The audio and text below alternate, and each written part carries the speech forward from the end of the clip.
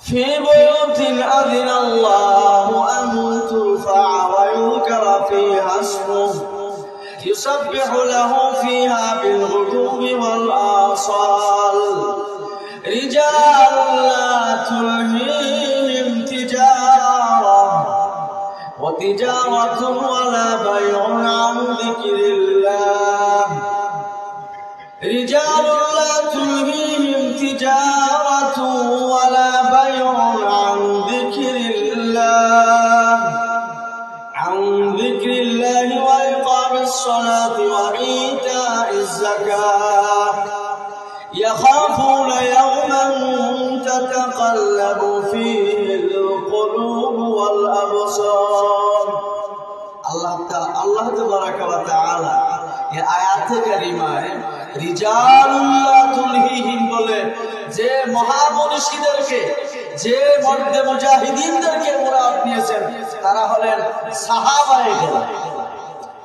সাহাবায়ে কেরাম ব্যবসায়ী ছিলেন, সাহাবায়ে কেরামও কৃষি কাজ করতেন, কিন্তু তাদের ব্যবসা বাণিজ্য কৃষিকাজ, আল্লাহর জিকির, নামাজ প্রতিষ্ঠা, যাকাত প্রদান থেকে বিমুখ রাখতো না, গাফেল রাখতো না।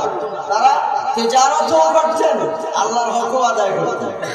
তারা চাকরিও করতেন, আল্লাহর হকও পরিশোধ করতেন। আর আমরা কি করি? চাকরি করি শুধু, আমরা কি করি? শুধু ব্যবসায় করি কেবল, আমরা কি করি?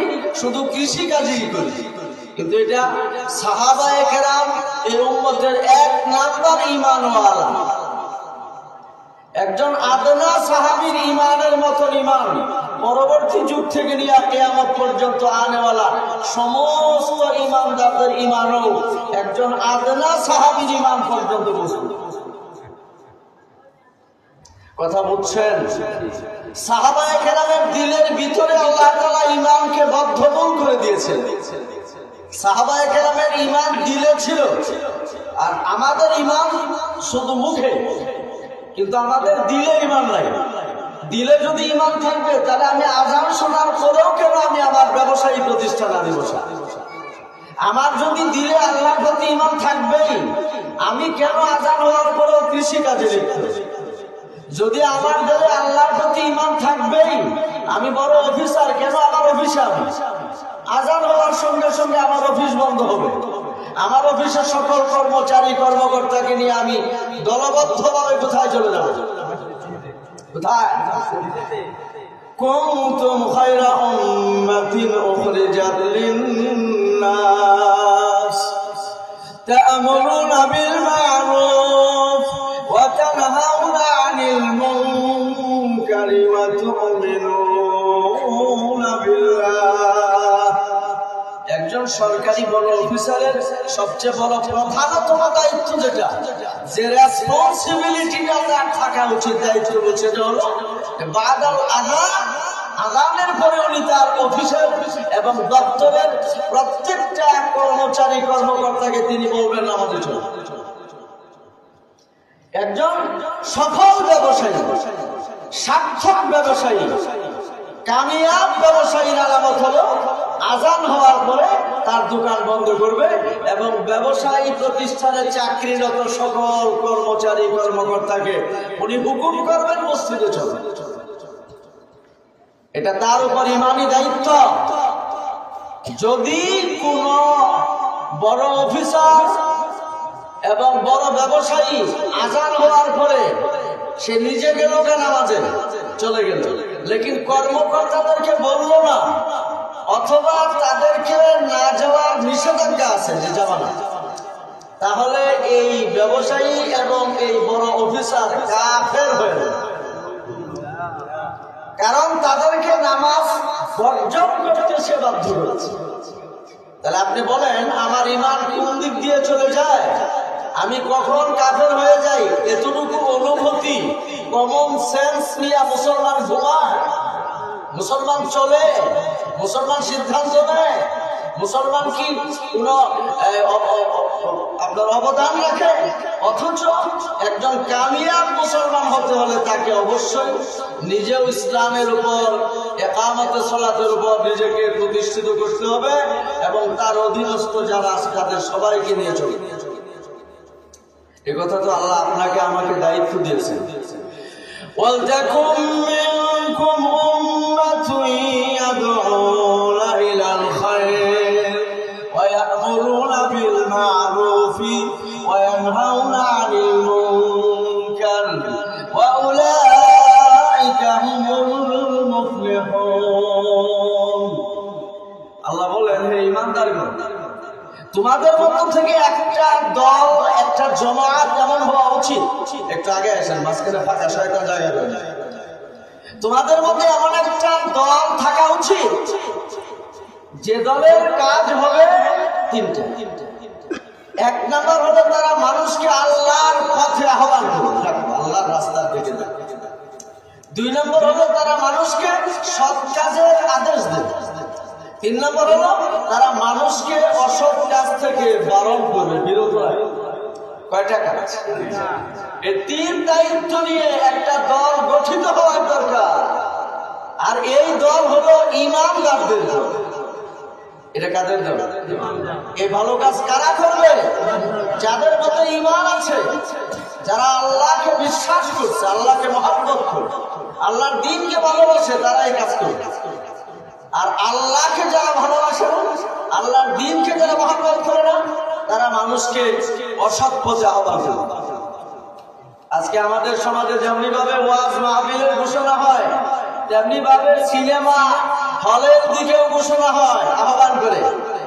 যাত্রার প্যান্ডেলে যাওয়ার জন্য দাওয়াত দেয়, নাট্যমঞ্চে যাওয়ার জন্য দাওয়াত দেয়, আবার খেলা দেখবার জন্য দাওয়াত দেয়। খেলোয়াড়রা খেলবে, দর্শকরা দেখবে, দর্শকদের কানে আওয়াজ পৌঁছায় যে অমুক জায়গায় খেলা হবে, আপনারা থাকবেন সেখানে। সভাপতি, খেলার সভাপতি কারা হয়? ঈমানদাররা। কোন ঈমানদার, কোন আলেম ওলামা কোনদিন কোন খেলার অনুষ্ঠানের সভাপতি হয়েছে? বলতে হয় কেন? ওটা তো সাবিলে ঈমান না, ওটা তো সাবিলে শয়তান। তো শয়তানের সাবিলের সভাপতি তো শয়তানি আমল যার মধ্যে আছে সেই হবে। কথা বুঝেন? হাফিজ হুজুরকে যদি বলেন যে আপনি আমাদের খেলার মাঠের খেলার আয়োজনের আপনার সভাপতি হবেন, লাঠি দিয়ে বাড়ি খেয়ে আসতে হবে। এবং হাফিজ হুজুর তার ইমামকে আবার দ্বিতীয়বার করে পড়াইয়া দিবে।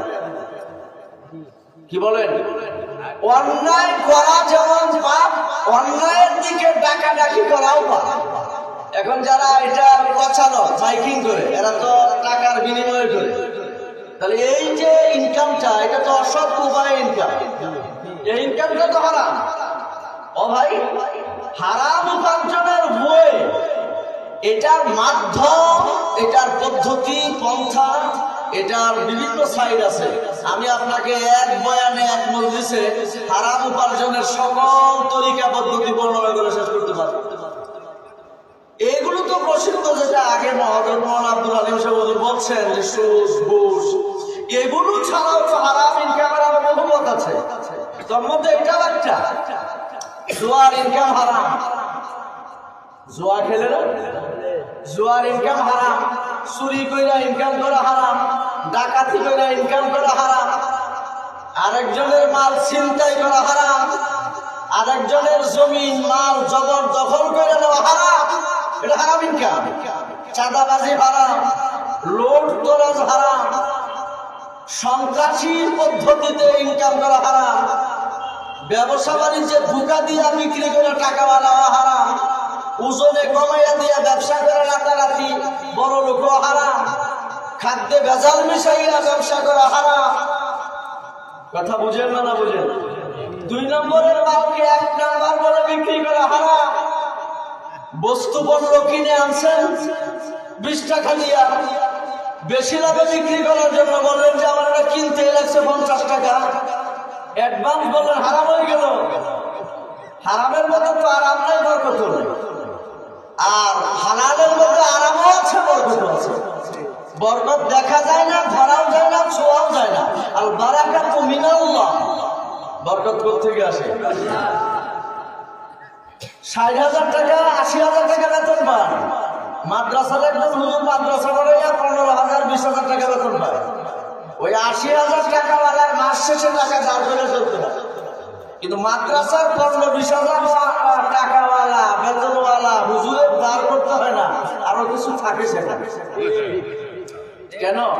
টাকা তো আপনার 3 ডবল বেশি পান হুজুরের চাইতে। কারণ হলো যারা সত্যিকার অর্থের হুজুর, হযরত উলামায়ে কেরাম, যারা এলেম শিখছে আল্লাহর জন্যই, কেবল দুনিয়া কামানোর জন্য নয়, তাদের রিজিকের জিম্মাদার আল্লাহ। এখন আমি যদি এই স্তরের তলেবে এলেমদের মধ্যে পড়ে থাকি, আমি নাসির, এবং এই কোয়ালিটির উলামাদের দলে যদি আমি থাকি, আল্লাহ জানেন, তাহলে আমার রিজিকের জিম্মাদার আল্লাহ আছে। তাহলে আমি কেন সল ছাতুরি করে, দুরানদারি করে, প্রতারণা দিয়ে টাকা কামাই করব? মানে কি? আপনি অ্যাডভান্স হতে চান কেন? আপনাকে সৃষ্টি করার বহু বছর আগে আপনার রিজিক ফাইনাল করে রাখছেন আল্লাহ।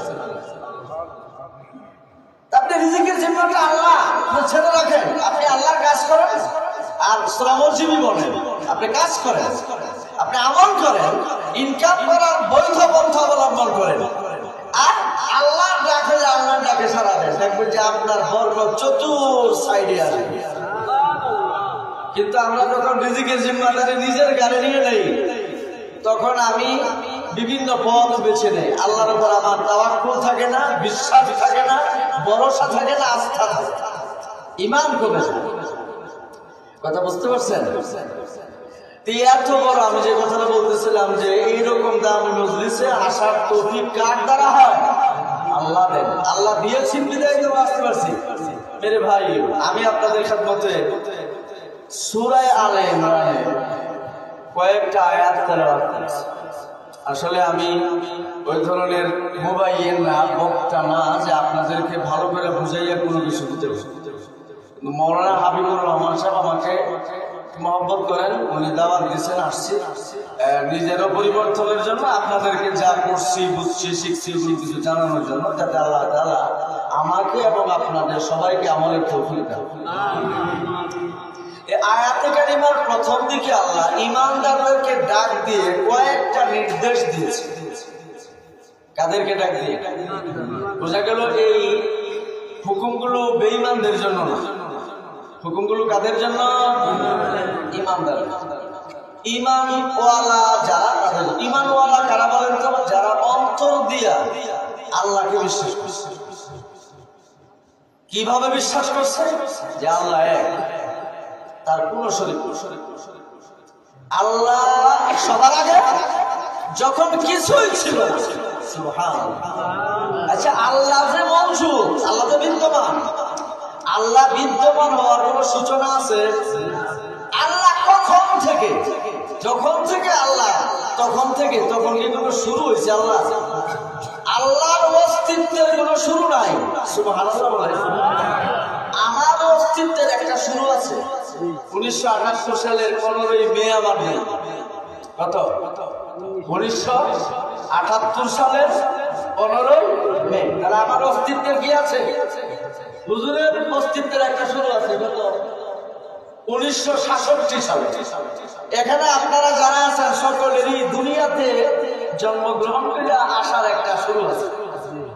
শুধু আমার না, পৃথিবীতে আল্লাহ ছাড়া যত মখলুকাত আছে, এই যে জিন, ইবলিসও যেদিন হয়েছে তার হওয়ার একটা শুরু আছে। জিবরাইল আলাইহিস সালামও সৃষ্টি হওয়ার একটা শুরু আছে। মিকাইল, ইসরাফিল, আজরাইল যা আছে, এই সবগুলা সৃষ্টি লাভের একটা কি আছে? আকাশ মখলুক। আকাশ মখলুক না? জমিন মখলুক না? আল্লাহ কে স্রষ্টা? কে? الذي خلق السماوات السبع والأرض الذي خلق السماوات سبع طرائق قددا قرآن شريف বলছে خلق فوقكم سبع طرائق قددا কোরআন শরীফের মধ্যে বিভিন্ন জায়গায় আল্লাহ বলেছেন যে আল্লাহ আকাশ সৃষ্টি করেছেন কয়টা? কয় স্তরের আকাশ? আর জমিন কয় স্তরের? এই যে আমাদের এই যে আকাশটা দেখছেন, এটা হলো দুনিয়ার আকাশ, এর উপরে আরো কয় আকাশ? 6টা। এই যে জমিন, এটা প্রথম স্তর, এর নিচে আরো কয়টা? কে সৃষ্টি করছে? খুব ব্যাগ উপায় আল্লাহর কথা না।